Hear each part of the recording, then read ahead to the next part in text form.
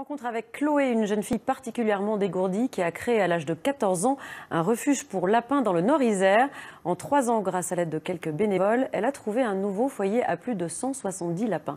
Anne Diard, Marion Feutry. Alors là, on a 2 petits lapins que c'est la dame, elle est partie à l'étranger, donc je les ai récupérés. Après ici, on a Cappuccino, Chantilly. Ils ont été adoptés ici, ils reviennent pendant les vacances en pension. Après, on a par exemple Choupette, elle a été trouvée dans la rue. Chloé recueille tous les lapins abandonnés. Attends, Vanille. Elle a commencé à l'âge de 14 ans par investir une cabane au fond du jardin de ses parents. 3 ans plus tard, elle dispose d'un local de 70 mètres carrés qu'elle aménage progressivement pour le confort de ses petits pensionnaires. Tous les soirs après les cours, je reste ici entre 1 heure et 3 heures pour donner à manger, pour donner les médicaments ou pour nettoyer. Voilà, il y a toujours quelque chose à faire.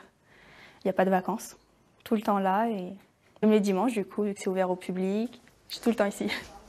Alors mes mères? Victime de son succès, Chloé a accueilli jusqu'à 70 pensionnaires à la fois. Pour la soutenir, une dizaine de bénévoles se relaient. Ça fait 2 ans et demi que je viens aider.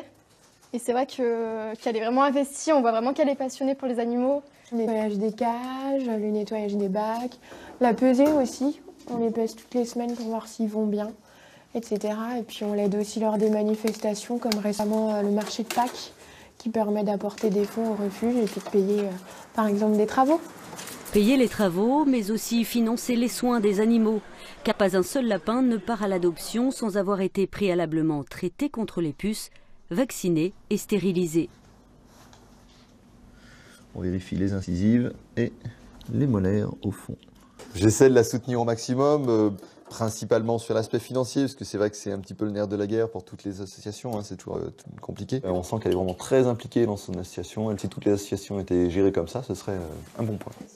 Depuis 3 ans, Chloé gère son association comme une pro, tout en poursuivant ses études au lycée. Grâce à elle, plus de 170 lapins abandonnés ont déjà été adoptés. C'est un savant